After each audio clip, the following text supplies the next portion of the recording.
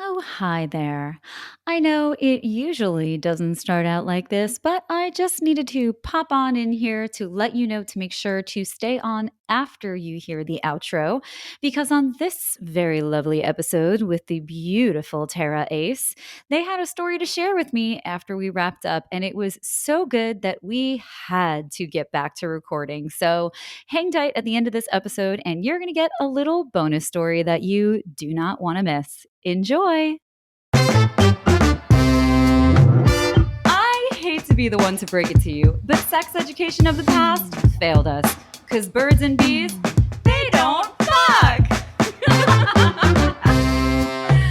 Welcome to Birds and Bees Don't Fuck, a podcast where we explore exactly how our formative sex education, or lack thereof, really sucked. That threw off my intro, but I don't care because it's so much fun. My name is Ariel Zadok. I am a producer, intimacy coordinator, and sex educator. And my guest today is a straight up threat. She's an actor, comedian, writer, and burlesque performer. Welcome to the show, Terra Ace!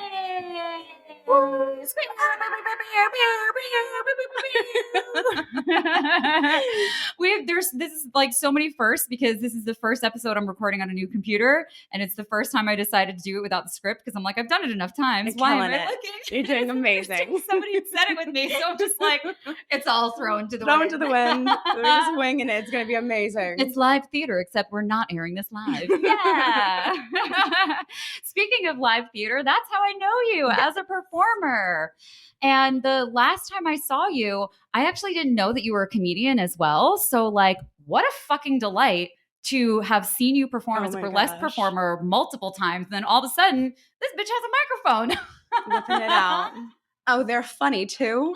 I know that's my favorite thing. Yeah. It is hard though sometimes to be a burlesque performer and a comedian. Hello, darling. Ruby. In the same show. Because I feel like, I mean, they're two different worlds and they're kind of like two different characters like within me that are my alter egos. And that show specifically, I had such an embarrassing pre-show experience. Oh God. And I was like, I have to get up there and do comedy. And I want to talk about this embarrassing thing that just happened. But it's like so hard to make a bunch of like bathroom jokes. Yeah. And then be like, and now I'm going to be sexy. Yeah. And so I was like freaking out before I talked to my friend. And I was like, what do I do? Like, do I just go for it? And they're like, just go for it. And I was like, why not? Let's just embrace all of it. Yeah. I mean, and that's how I feel about sexuality and talking about sexuality and teaching about it, is that like our bodies are gross and like weird, fucked up things happen, especially when we're fucking. So it's like, and the fact that like no one knows anything. And so like people are all over the place doing weird stuff. Sometimes it's very problematic, but the more we can kind of normalize these funny things. The weirdness. Yeah, normalizing the weirdness. Absolutely. And it's like, hey, guess what? Girls poop. And they also fuck you real good. Yeah. So it's like, you know, this duality. And that's why, I mean, that's what I love about you. I think I'm just inherently attracted to anybody else that's doing sex and comedy. So it's so fun. It's so good. It's so necessary too. Yeah. Because, and that's the thing too, because especially in the comedy world, it's, you know, if you're a female or a femme presenting person, you're already marginalized. Mm-hmm. You already have so much working against you and you're not allowed to be sexy. Yeah. You're not allowed to be hot. You're not allowed to be these things, which I inherently fight back against because I feel like it's really not my fault if people take me seriously or not. It's not my problem. So I'm going to show up the way that I show up. I like talking about sex. I like talking about things that feel glamorous and diva to me because that's my world. I work in burlesque. I work in sensuality. Yeah. And so a lot of like just my presentation kind of veers on the Venetian. And then I feel like my humor is more wholesome than that. Yeah. And people really never expect that. Yeah. I'm like talking about Kelly Clarkson and being 6 years old. Yeah. And I mean, that's also the beauty of comedy. I mean, the thing that makes things funny is the unexpected. Always. So, you know, to see someone like you and you're going to expect it to be all, especially because you do burlesque. So you're going to expect it to be all like tits and ass and sex and blah, blah, blah. And then you're just like, Kelly Clarkson. Actually, we're silly. Oh man. Which one did you start doing first? Burlesque or comedy? I started doing comedy first. Mhm. I like professionally. So I started doing comedy first, and then I got into burlesque, but not professional. I feel like they just kind of like have interwoven my whole life because I was always very drawn to the 1920s, very drawn to music hall of like the 1800s and vaudeville. Yes. And vaudeville is the perfect mixture of all of that. Yes. Every different art medium where you have, beautiful, lavish burlesque performances, and then you have gender bent performances and early drag art coming through, and then you have comedians and physical comedy. And so I loved all of those things, and I always wanted to be part of that. It was such a dream. I feel like that was my past life. Yeah. And so now I was like, I just want to take all those things that I love and be like the Laverne and Shirley of my own life. Yeah. I want to be like my own I Love Lucy show. Be the Laverne and Shirley of your own life. Oh my God. I love that. And I relate to that too. I think that there was so much magic in vaudeville, literally and figuratively. This was such a time, and it started in, like carnivals and stuff like that. And it started as this dark, vaudeville is actually really interesting because I have gone down the rabbit hole of learning about vaudeville. So fun. It's so fun and it's so fascinating because there were two sections of vaudeville, and one of them was that family friendly, and they didn't allow for anything like that, and they shunned it, and people got all dressed up, and it was like, bad.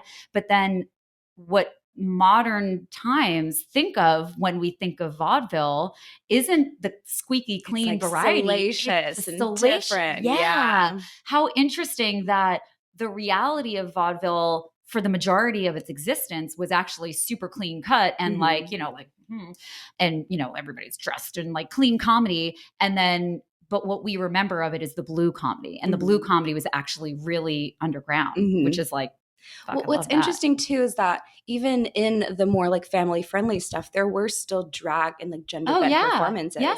And that was considered family friendly. So drag is family friendly. It is.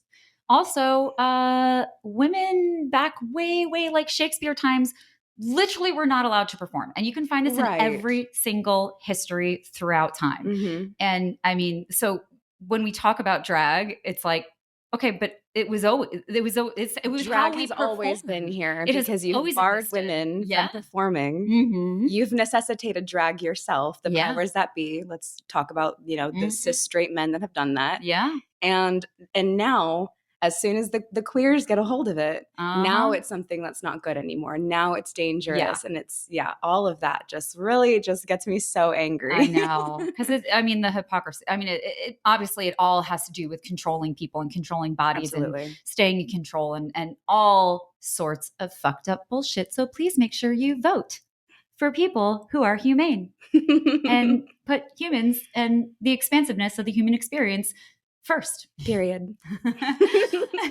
Yeah. So where did you grow up? I grew up in Southern California. Oh, you did? Born and raised. I'm right here. SoCal, baby. Always. I love that. Was it around LA or like in this Orange area? County. Okay. Orange County. Yeah. So my childhood and teen years were very OC, Laguna Beach. I didn't live in Laguna Beach, but it was very influenced by that. Yeah. So it was much more conservative than Southern California as a whole kind of tends to be. So especially if you're going towards LA. Oh, yeah. So my childhood experience was in like the conservative OC bubble. Yeah. So that must have been a shock. I mean, I know I'm like really fast forwarding time, but I suspect that for some people that you may have grown up with, for you to now be a burlesque performer was probably like, what? I always wonder that. I do always wonder. Yeah. What's interesting to me is, so my Instagram name is Honey Twat because that's my burlesque name. I love that name, by the way. It's sweet as amazing. Honey and twice as thick. Yeah. And I came up with that burlesque name because it was my Instagram name for so long. Yeah. It was just a thing that I thought was funny in like the Tumblr ages. And so, but I've always been a pretty like subversive kind of person. I've always been drawn to the dramatics, the theatrics and art. I've always been really silly. So I think that it makes sense to them to see what I'm doing now. Yeah. But it is very interesting to me to see the people that follow me, because people that I would think have unfollowed me long ago because I'm way too out there for them are some of my biggest supporters. Yeah. Even my family, who I never would have thought would support me. One of my aunts is actually one of my biggest fans. Aww. Anytime I post anything, she's always like, "You're so amazing," and she'll show my mom. Yeah. And then my mom is like, "Oh no, this is so wild. This is my too daughter. much." And I'm like, "Aunt Lynn, you have to stop showing my Instagram to family. Nobody wants to see it. No one wants to see it." But shout out to the aunties. Shout out to the ones who do. You're real ones. I am one, so. We love aunties. We love a cool auntie. That's like my mission in life. I just want to be a cool auntie. Yeah. That's it. It's a good job. It's a good job. Yeah. I prefer it to being a parent. I'm not a parent because I prefer being a cool auntie. It's the better gig. Shout out to my babies who also know that they're going to take care of me when I'm old and gray. But yeah, it is really interesting to see who shows up, because ultimately you're embodying something that so many people could only dream of, and they're oftentimes even ashamed of those dreams. Yeah. So it is interesting to see who winds up showing up to witness your art and witness your performance, because you would think, oh, they're so conservative, or they have so many feelings, but really you represent something that they probably can't access. They can, but they don't feel like it's accessible to them, which is also why so many people try to bring down people like us that perform in burlesque and pole and the sensual arts and things like that. It comes from a place oftentimes of, I can't be like this, so you're not allowed to either. So it's fear. And it's our conditioning. It's our conditioning through lack of sex education, through purity culture, through shame culture, and all of these different things that have conditioned us to believe that we have to be meek and mild and humble and make ourselves small, make ourselves palatable, not be, big and out there, and not chase our dreams, and not even be connected to what we desire. Yeah. And I was raised in that for so long. It was actually in my 20s that I realized I didn't know a damn thing about myself. And I had to really connect to myself, figure out who I was, what I liked, and then what I wanted. Once you find out what you want, I mean, your world, it explodes. You have to chase it. You have to. Because otherwise, what is the point? You're just constantly living with this vision in your head that you can't actually do anything about. And for some people, the world that they're living in, I feel like the day-to-day, the marriage that they're in, the church that they're in, wherever it is, whatever culture they're really steeped in, stops them from being able to chase after their dreams, because they would have to lose their life as they have it now. Yeah. And that's incredibly scary. Oh, it's terrifying. It's incredibly scary to have to look in the mirror and say, if I go after what I want, what will it mean, and who will I be after that? But that's the most freeing thing I ever did for myself. Yeah. And there's also a lot, first of all, that gave me chills while you were talking. Thank you. Because it's just so true. Like, once you know what you want, you can, there's so much clarity there, and you really can go for that. And so many people, it's really hard to figure out what you want. Yes. It's so hard to figure out. We're taught to not know. Yeah. We are taught to not know. And we're also taught to commit too. So you're taught that it's a failure to change path, to try something and not stick with it is considered a failure, instead of like, damn, you tried something, you realized it wasn't for you, and you got the fuck out of there. Good for you. You are speaking to my ADD brain right now, because I can't stick to anything. Yes. I'm already like, what's my next phase going to be? Because I know I'm not going to do burlesque forever. I know I'm not going to do these things forever, but I'm going to be in the theater world forever somehow. But I'm constantly on like a new evolution, chasing that dopamine, chasing whatever lights me up.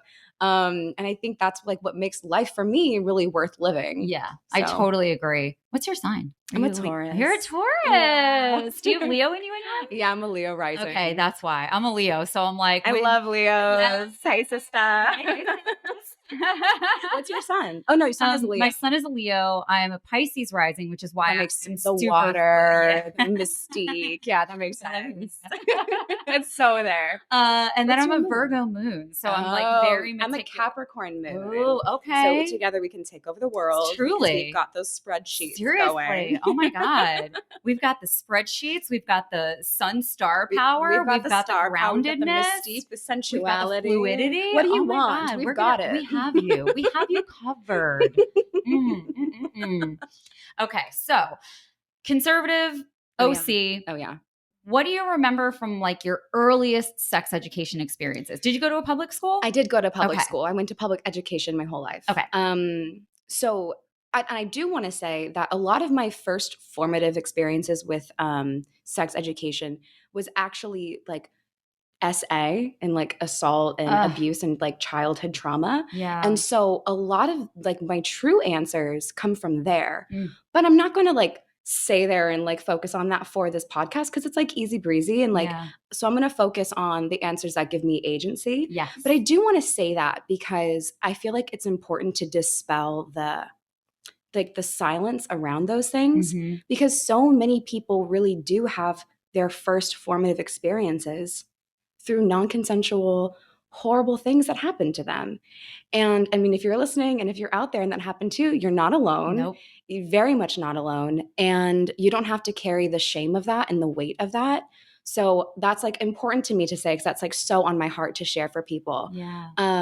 But I'll focus for now on like the things that were of my agency that like my exploration and things like that. Yeah. But I do like feel like it's important to not be silent about that. Yeah. And thank you so much for sharing that. I'm sorry that that was your experience. Yeah. And I think a lot of people out there do need to hear that and they do need to feel like they're not alone and that it's not your fault.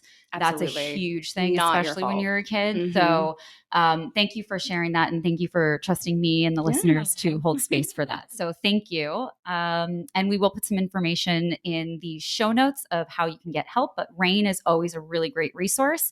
But I will put some resources in the show notes for people. So yeah. So as far as my first experiences, so I was raised Pentecostal Christian. For anyone who doesn't know what that is the evangelical Christianity, speaking in tongues, being slain in the spirit, running around, like getting on fire for God. All of the charismatic Christianity that you see in like Netflix documentaries and stuff that are like cultish. Hillsong. I just watched Hillsong. Oh yeah. My church was all about Hillsong, all the Hillsong music, all the time. Wow. Yeah, it's really wild. And there's so much corruption there. Yeah. But I was raised in this environment where I had to sign like purity pledges to Jesus and like I was never given a sex talk, but what I was given was the shame talk, which was in my youth group. They would separate the boys and the girls because that's the only genders they recognize.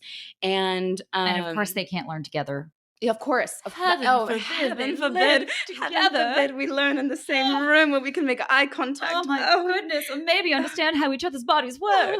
Touching my pearls just thinking about it.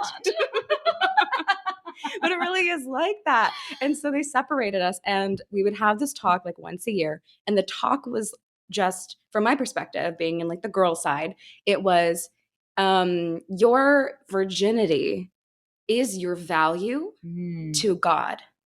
And more so, your purpose on earth. Oof.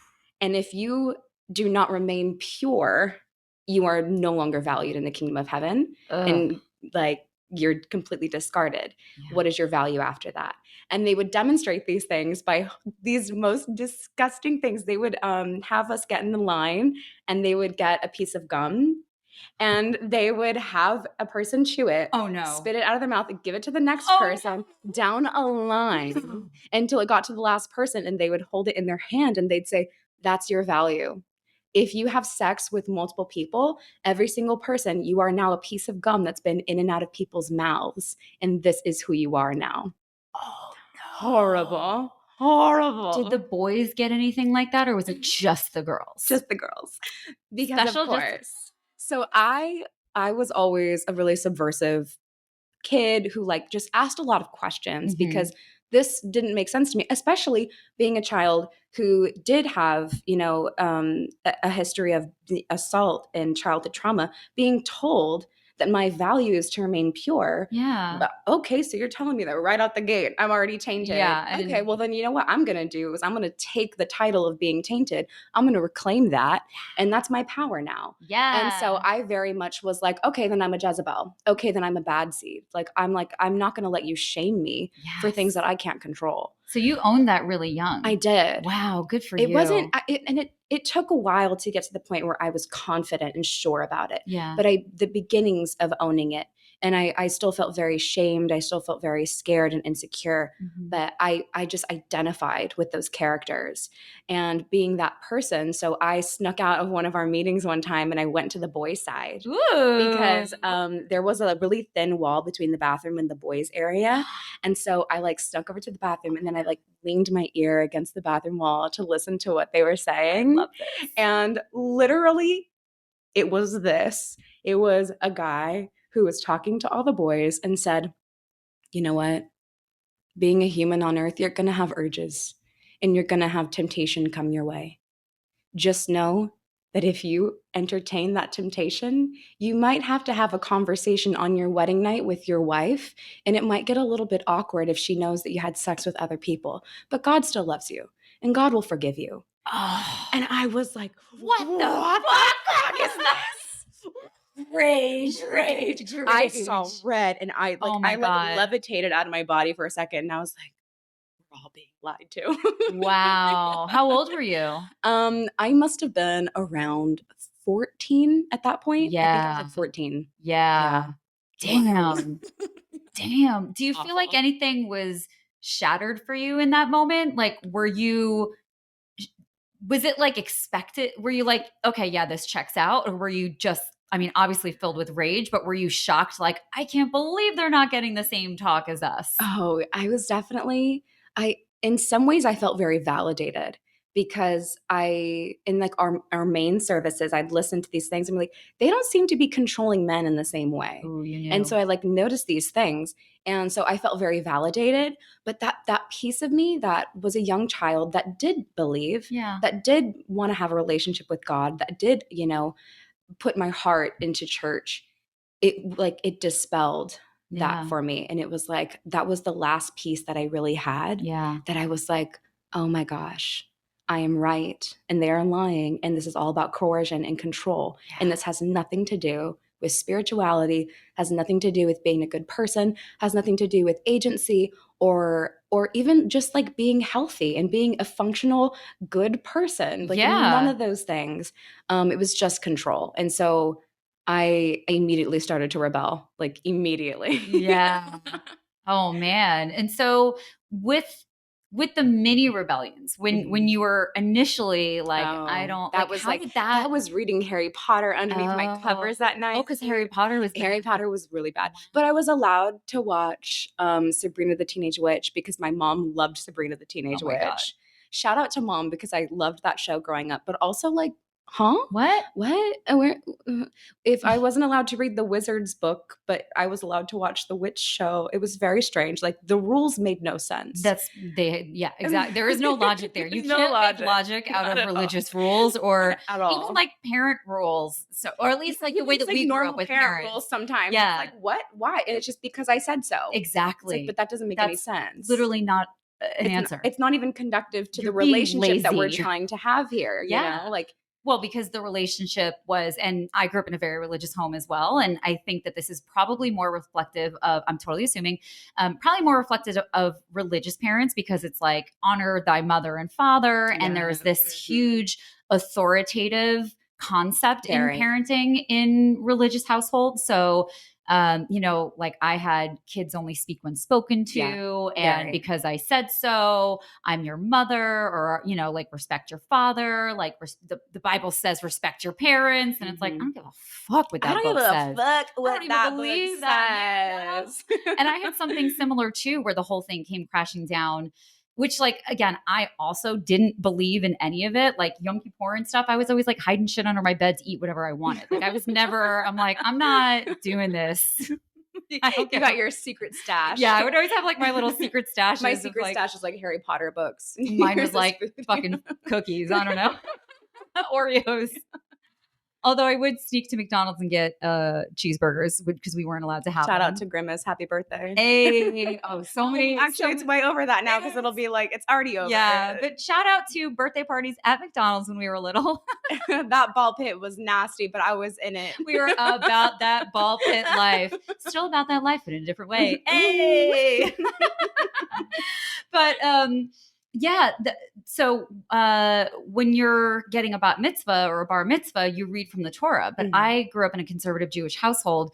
And because I was a girl, girls don't read from the Torah. They're not allowed, to. Right? Yeah. So that was for me I already was like not about it, but that was the nail in the coffin. And I was like, what the fuck? Like, you want me to believe in something that doesn't believe in me as a human being? I'm not worthy enough of this.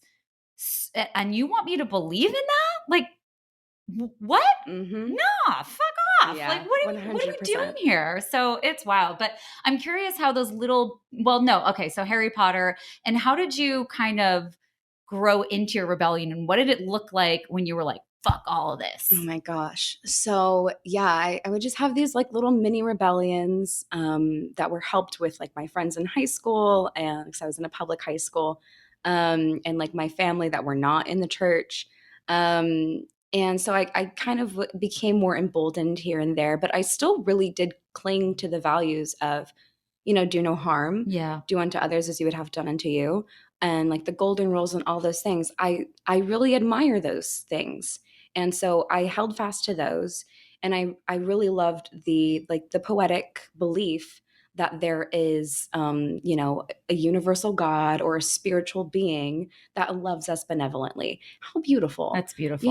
I'm like that. I can understand why that gives people comfort. And so my big rebellion was actually taking their like malicious compliance. So taking the foundation of Christianity and using it against the people who were preaching against it. Ooh. So I read the Bible 3 times. Yeah. Cover to cover. Yeah. Did I understand it? Fuck no. But I read it.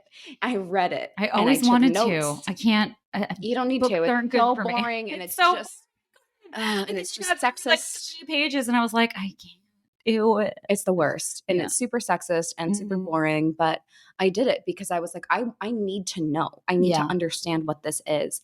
And I really believed that you can't study the Bible without also studying history and who the people are writing this Bible. And so I just did all the work I possibly could, that Capricorn moon energy. Right? I took my highlighter out, and I took everything that I felt like encapsulated the soul of what is like the highest good of Christianity.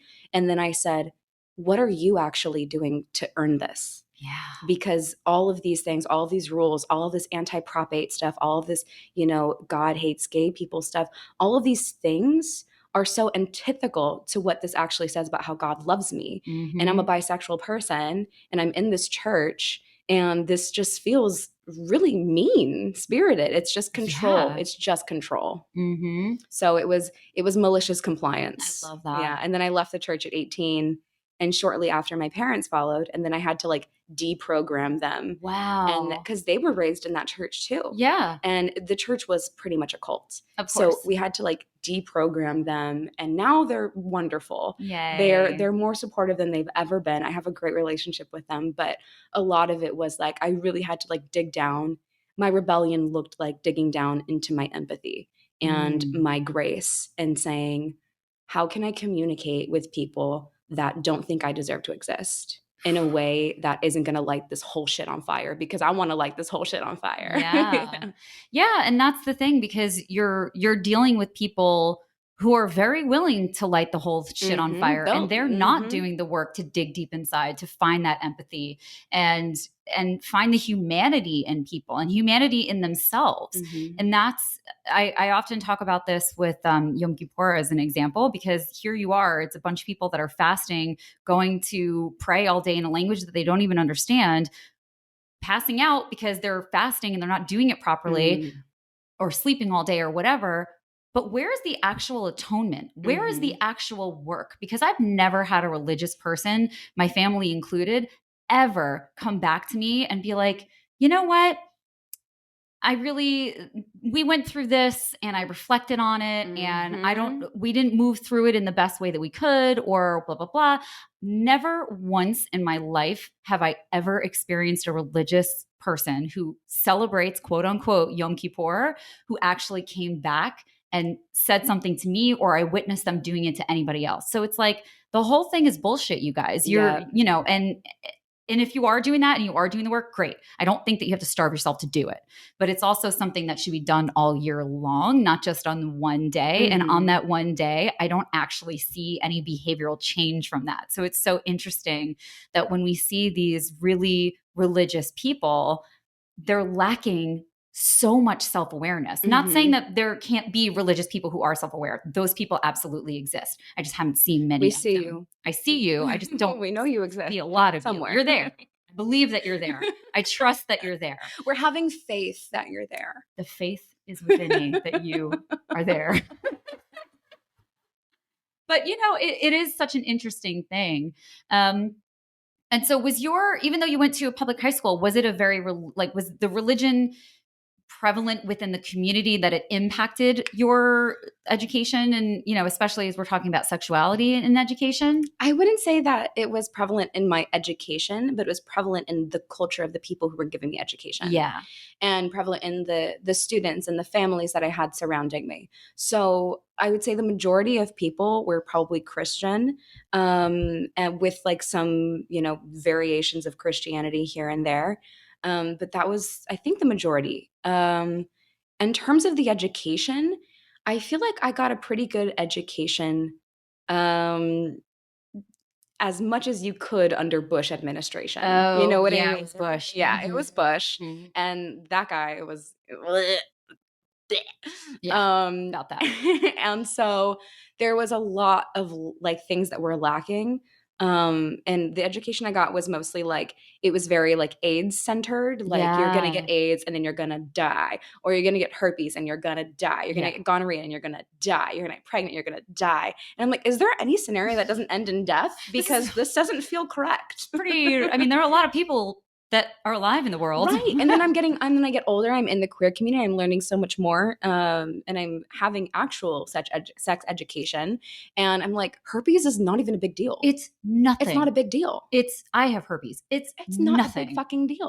And by the way, at least 1 out of 4 people that we know of has herpes. And that's just who we know of. The vast majority of it is passed along asymptomatically. It's really hard to test for. You can get a herpes test, but there's kind of like a doctor's going to be like, do you really need one? Like, whatever.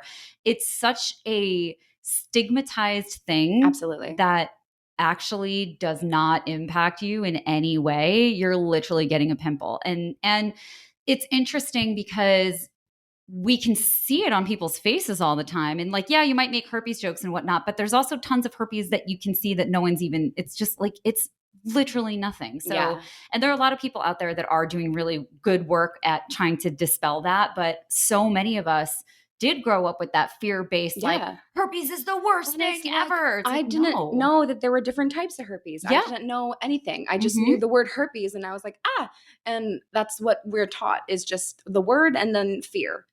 And then kids are making fun of it and adults are making fun of it. And then we're perpetuating this bullshit that's like, who cares? Yeah, and all of it comes down to have medication. Yeah. So it's like, it doesn't even, there's so much less pressure. And I feel like an actual genuine education would be learning about these things, learning about the different types of STIs or and like sexually transmitted anything, and just realizing that like, so my thing was, they always taught abstinence only. Yeah. And so realizing that like abstinence only does not work. No. People are going to have sex. Of course they are. No matter what. People are going to have sex. So it's important that people have sex that's knowledgeable, that's educated, and that is safe, because that way all parties are involved. We all understand this thing that we're doing, and we can do it ethically, safely, and have the most fun ever, because we don't have to worry about all that stuff. Absolutely. It's harm reduction. And absolutely. It's people are going to do what they're going to do. It's the same thing when you're looking at addicts and these centers that pop up that have clean needles. Yeah. They're going to do it anyway. We might as well reduce the harm so that they can do it safely, in the hopes that eventually they can get clean before they fucking die from a bad needle. Yes. It's like, what are we doing here? People are going to behave in the ways that they behave. Yeah. We're not going to change behavior. People don't change unless they have an absolute reason to. And when it comes to sexuality, people these feelings are natural. They're normal. Totally. You're built to feel this way. We have pleasure for a reason. Like, if you want to get religious on it. If God didn't want you to feel good, he Why do we wouldn't got or a she wouldn't or clitoris? they wouldn't have fucking made it feel good. Yeah, the clitoris. Hello. Why do we got nipples? Like, why does it feel good? Yeah. That was always my question. I'm like, well, and that was also a lot of the shame too of like, I'm being told I'm not allowed to enjoy this thing that feels really good. Yeah. Why does So it feel how good am I then? not supposed to enjoy it? But then it's my fault if I'm enjoying it. And then it's like this weird mind tripping cycle that the only outcome is to not trust yourself anymore. Yeah. That's it. Not trusting yourself. There's so much to be said. I mean, we talk about this a lot in intimacy coordinating because when it comes to actors, you're literally taught yes and. Yes and, yes and, yes and. And so many of us in our childhoods, outside of actors, but of course, like that's what we're dealing with here, we are taught to override our natural instincts that danger is abound. Mm-hmm. We are constantly taught that by parents that are like, give so-and-so a hug, do this anyway, because I said so. Yep. All of that stuff. Mm-hmm. As children and as young adults, we are forced to override these natural signals in our bodies. So then as adults, when we're learning about consent and what we do and what we don't like, and especially our boundaries, we have to unlearn everything we've ever learned about our boundaries. All the way to the beginning. Yes. Yeah. Absolutely. And first, even understand that you're allowed to have boundaries. Yeah. That is yours to own, and no one can judge your boundaries. It took me so long to understand that I was allowed to have boundaries for my own self that made me feel good and safe. And like, I'm allowed to have sacred boundaries and state them. And then if they are not respected, I'm allowed to say, okay, I would like to not interact with this further. No hate. This was just my boundary. It got crossed. I would like to not interact anymore. Let that be done and over. It took me so long to understand that I was allowed to do that because I always was conditioned to just like give people whatever they wanted. Just do it. Just do whatever it is. Yeah. Whether that's like giving people my own food, my own lunch, and then going like a whole day in class without having anything, or like going out of my way to do something for someone, like that's sexual or not. Like no matter what it was, if someone wanted something from me, I was taught that I had to give it to them. Yeah. And that put me in so many places that were not meant for me and that like didn't serve me at all. Yeah. And it wasn't until I was like in my late 20s that I was like, okay, the problem is me. The problem is I'm repeating these behaviors and I'm not like, I have to go to the root. I have to go back to my lack of sex education. I have to go back to my lack of boundary education, my lack of everything. And I have to understand that I have to make a foundation for myself that I can build the rest of myself on, because I felt like I was a house with no foundation. Yeah, absolutely. And that makes perfect sense because again, we all grew up, and our parents did as well, in an atmosphere where boundaries wasn't even a word that existed at all. You know, like I feel like I heard the word boundaries in like 2015, right? And all of a sudden everyone knew it, and I was like, oh, we all know about this? Yeah. Oh, this is a thing. Okay, fine. Shit. Yeah, I mean, I would agree. I went through my health coaching program in 2014, and I think it was probably around there that I had started, because I never went to therapy or anything like that, not until later. And so I never had that type of experience. And it wasn't until I was in some sort of mental health capacity that I was like, oh, because so much of what we were talking, and this kind of relates to what you were saying earlier about when you are experiencing a change, especially when you're walking away from something, but that could be as simple as changing your diet, adding exercise, changing your belief systems, whatever that is. When you begin to change something in yourself, you're acting as a mirror to someone else, and you're showing them something that they are not ready to see about themselves. And so they are going to try to keep you where they are comfortable with you. Yes. And that is something we need to talk about all the time when it comes to changing and boundaries and improvement and shifting and just the human experience as the reality that the people around you, even though they love you, even though you love them, and it's a beautiful, wonderful relationship, they will also try to keep you down. Yeah. Not everybody, but the majority will. Well, it's also like we are bred, we need to have connection. Yeah. We need to have connection with people. And so when people start seeing someone drift away, like that connection is like scary, because now our ape brains are like, oh no, like this thing that's fundamental to my well-being is now gone on like a scientific level. Yeah. And so like those the adrenaline rush, all of those things that kick in. It's just because at the end of the day, we want to connect with people. Yeah. But the best way to connect with people is to allow people to be their fullest selves. Mm-hmm. And respecting boundaries and having these conversations. And so, but we're taught that like love is control. Yeah. From the top down, like from God, parents, whatever it is, relationships, love is actually control. Mm-hmm. And like as a polyamorous person, that is so antithetical to anything that I can experience. Yes. So that's always a huge thing for me too. Yeah, I agree. And I would say that I'm poly as well, or not like whatever. Yeah, no, I would definitely say I'm poly. And I think that there are a lot of assumptions around polyamory, that it's all sex and it's orgies and it's this and it's that. It can be. It can be. But it's also 100% not that. It's the majority of the time communication. Yeah. It is so much communication. It's so much unpacking. Yeah. It's so much conversation to the point where sometimes I'm like, I can't talk about this anymore. Ad nauseum. I would love to just like watch a movie with you. Yeah. And pick this up in 4 hours. Mm-hmm. Yeah, which we're also not taught to do and not taught how to do. Mm-hmm. We're taught not to go to sleep angry and to, take as long as it takes. No, don't do that. I'm like, if I'm angry, what I need to do is go to sleep. I need to take a power nap. Yeah. I need to shut this down, factory reset. Yeah, because when you come back, I'm a whole different person. Mm-hmm. I'm a Taurus. Let me go to sleep angry. I'll wake up a whole different person. Yeah. Birds will be chirping. I promise you, it's not scary. I just need a nap. But when you're able to, Ruby too, she just me out on that one. She said, was I like, need a nap. Preach, girl. Yes, baby. But it's true because again, we have this idea of like, don't go to bed angry and blah, blah, blah, blah, blah. But the reality is that we need time to walk away from an escalated situation. Mm-hmm. It's a de-escalation tactic. And we need to do that in heightened conversations and in heightened emotional places.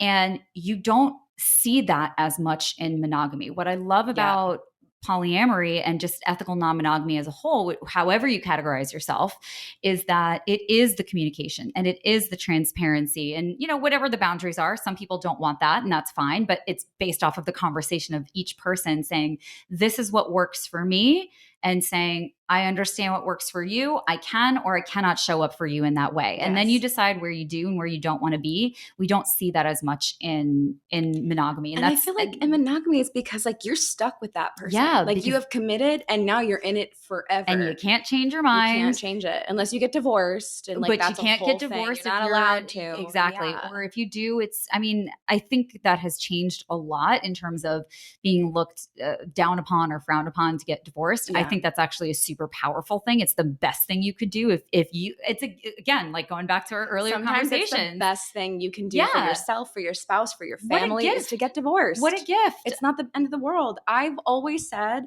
that I don't want to be married. I don't want to be a wife, but I really want to be a divorcee. Oh my God, you are definitely a divorcee. I just like want to give like hot evil energy. You know, like I want to be like, oh, this is my ex-wife photo. Yeah, martini in hands. And everything. You know what I mean? Like a little Luciferian, like sitting in the bar, like I'm a divorcee. Catherine Delish robe. I see it. Oh my God. Give a little Mae West energy. That's like, I want to be a divorcee, but I think it's because in my mind, relationships not being forever doesn't scare me. No. Because the important thing is that it's good for while we have it. Yes, I agree. That's important to me. And like, if I'm in a relationship with you, I'm going to treat you as best as I absolutely can.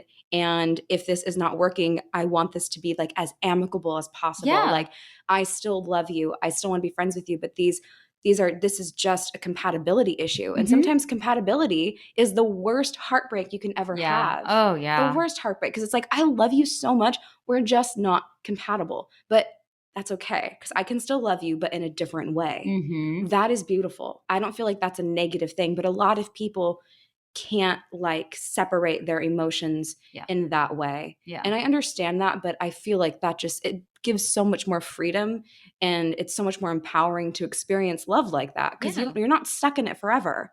You shouldn't hate your partner. No. You should never hate like when I go to comedy shows and I just hear about people like talking about how much they hate their spouses, I'm like, terrible. oh no, please. Not your actual spouse. No. Like, what are you doing? You mean the person that's recording you in the audience right now? That's at your dumb fucking comedy show that's probably not even that good? That person?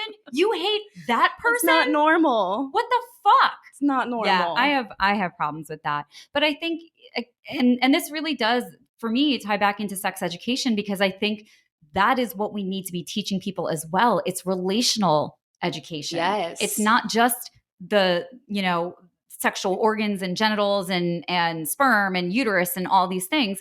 It's not just that. It's how to be in safe, healthy relationships. Yes. How to recognize when you're coming up against a boundary, how to talk about your boundaries, how to discuss when your boundary has come up against. Like, that should all be a part of sex education, because that is what keeps us safe. And studies have been shown over and over and over again that when proper sex education is given to people, they're safer, there's less pregnancy, there's less STI transmission, there's less sexual assault, there's less domestic violence. Like, part of it hello, we need this. We need this. Yeah. And so, and these are all lessons that we just have to, learn on our own, I guess. Hopefully it's changing, but I feel like it is changing. Yeah. At least in the way that I've experienced it, it was just so much like silencing. Like, what am I trying to say? Yeah. Well, there was very silenced. Yeah.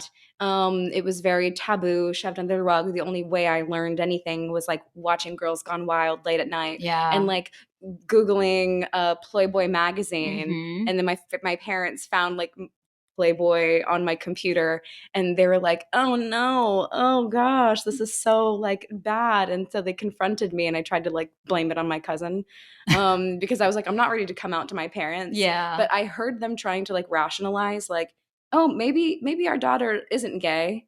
Maybe she's just trying to learn what to do. And I'm like, yeah, I'm trying to learn what to do. All right. To her. But like so much of like education was just watching things that were constructed for like the male gaze. Oh, yeah. Watching things that were like sexuality that was commodified and packaged, and like that was all I got. Yeah. Until honestly Tumblr came around. Yeah. Because people started giving out actual resources online. So it wasn't until people were able to share their own resources that I was like, oh, okay, cool. And then once I was in queer community is so amazing at giving all like free resources for sex education, all of this stuff. And it's normalized testing before you have sex with somebody. Oh, yeah. Like I love going on a first date and like getting tested and being like, okay, here, we're good to go. Yeah, it's fun. Like, and then like the 3-month window, like some people don't even know about the 3-month window. Like you get tested again 3 months later because things take time to incubate. They do. The minimum is 3 weeks. So don't get if you have a sexual experience, wait at least 3 weeks to get tested if you didn't get tested. If you test earlier, it's not going to do anything or mean anything. And it could be up to 3 months before something actually shows up. So, it takes time. Have we not learned anything from COVID? Viruses take time in your body to develop and then to arise. And some people can be asymptomatic and still spread it. So you still need to get tested regardless of whether or not you're showing symptoms. The vast majority of sexually transmitted why can't I think of the word infections?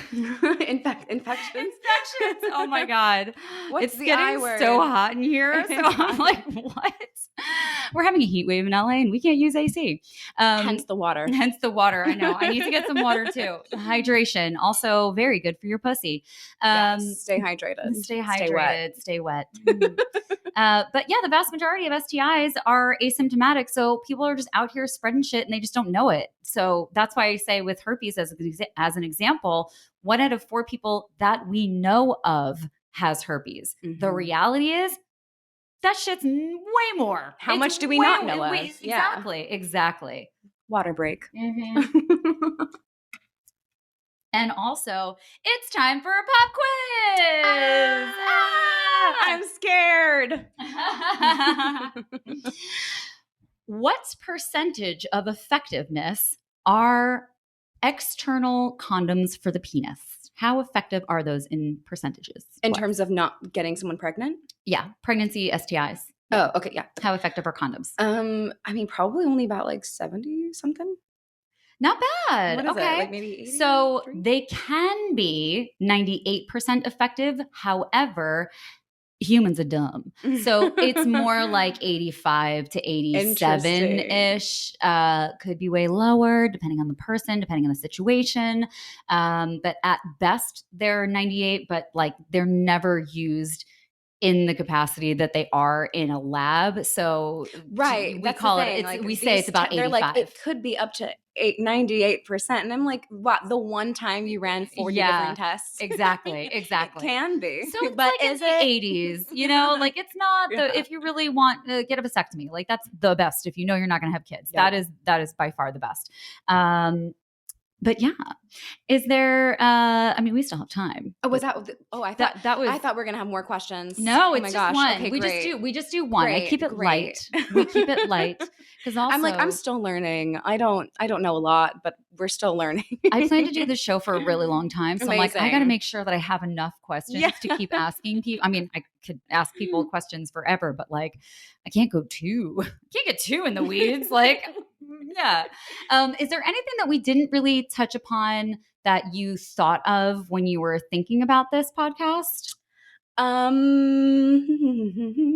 So I do a lot of work in terms of sensuality. I'm also a sensuality coach, which is just an extension of burlesque, which I love. So I help people to connect to their bodies in pleasurable ways outside of sex, outside of the bedroom, because sex education is like also more than just sex, in my opinion.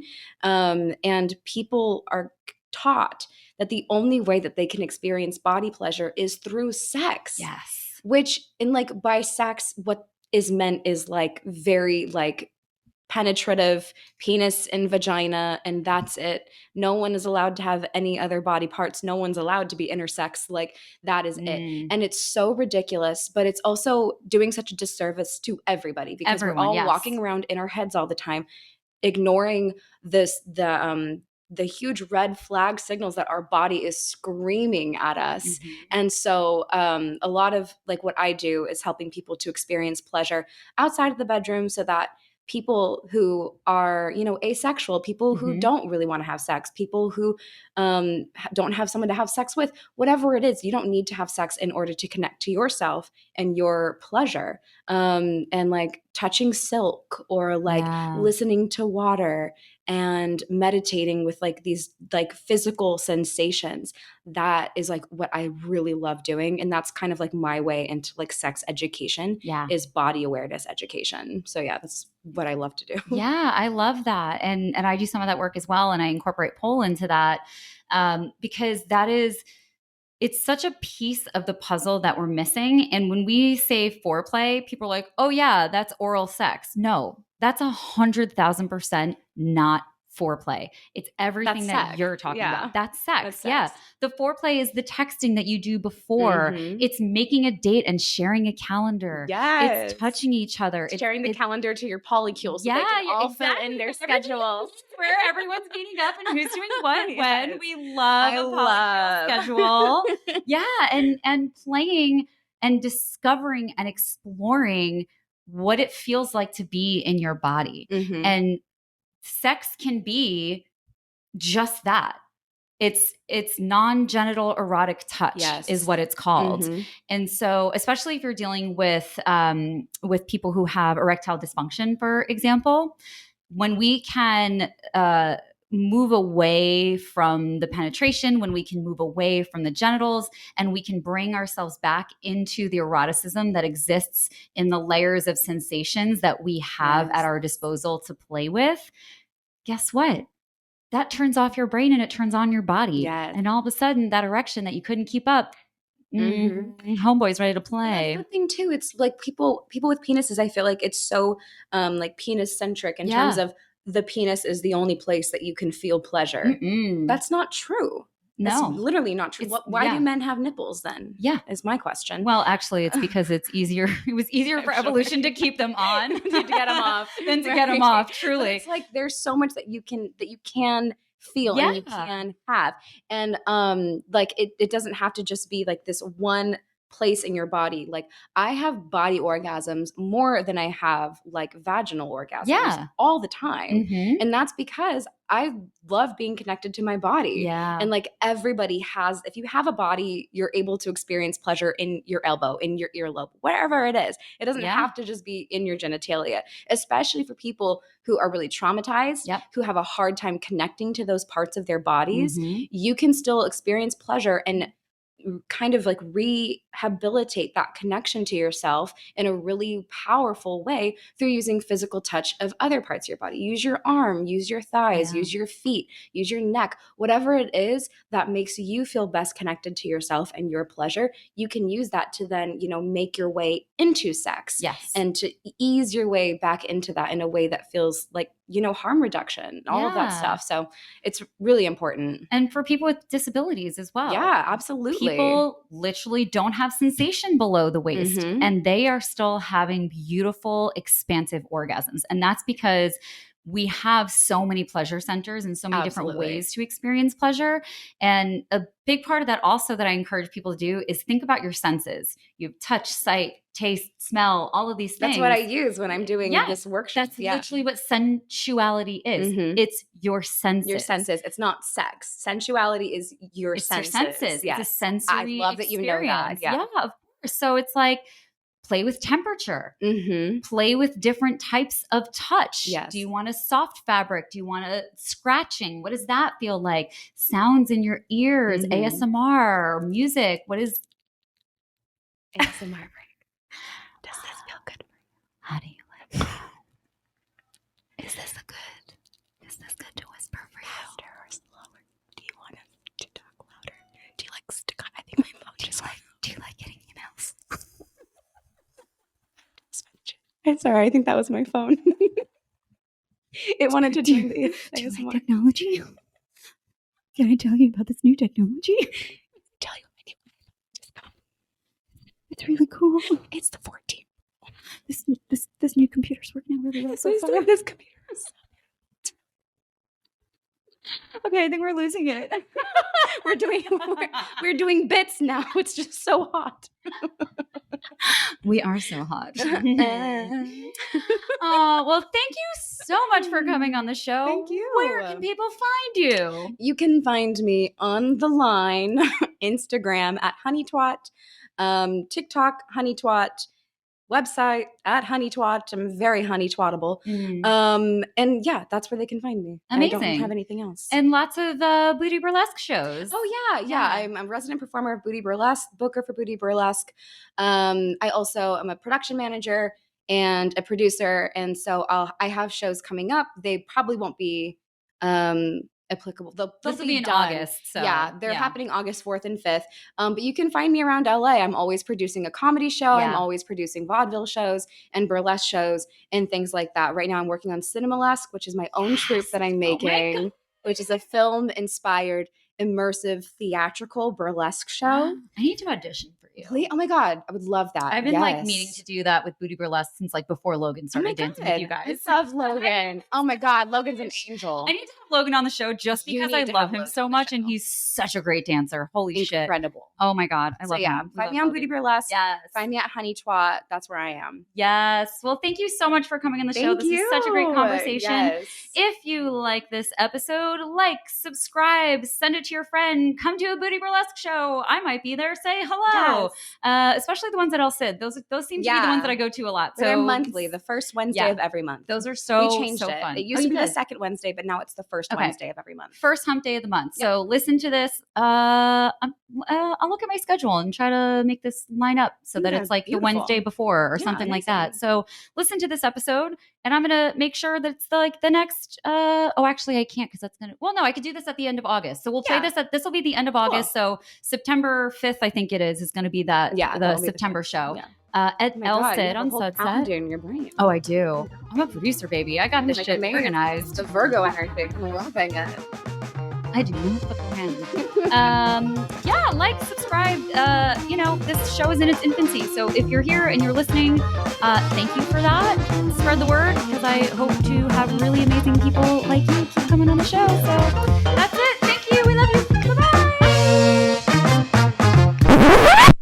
Ladies and gentlemen, we have a bonus story. I bet you thought you'd seen the last of me, huh? We're back because I actually have a cautionary tale ripped from my own life this past week. Ripped from your own something else, from what I understand. It's real bad.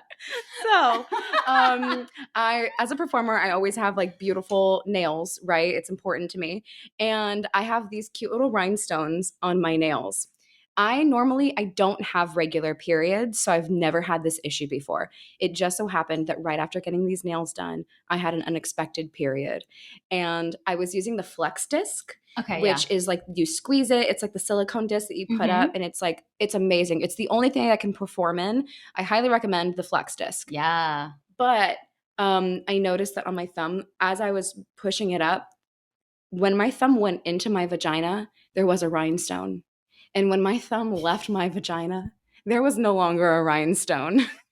The case of the missing rhinestone. Where did it go? Will we see it again? Does it still shine? And so I'm like, getting the microscope out, becoming my own detective, my pussy detective, and like just trying to figure it out, right? And I couldn't reach it. I couldn't find it anywhere. I had my boyfriend look for it. I'm like, can you fish around? Can you figure this out? Nothing. And so I called my doctor and I was like, hey, I need to come in. And of course they ask you like why. And so I have to like explain over the phone. I think I have a rhinestone in my vagina. And the person on the phone was like, well, how did you get a rhinestone in your vagina? And I was like, well, I'm using the Flex Disc. And they're like, what is that? So I have to explain the Flex Disc to my nurse. Anyway, I've had to do stuff like that too.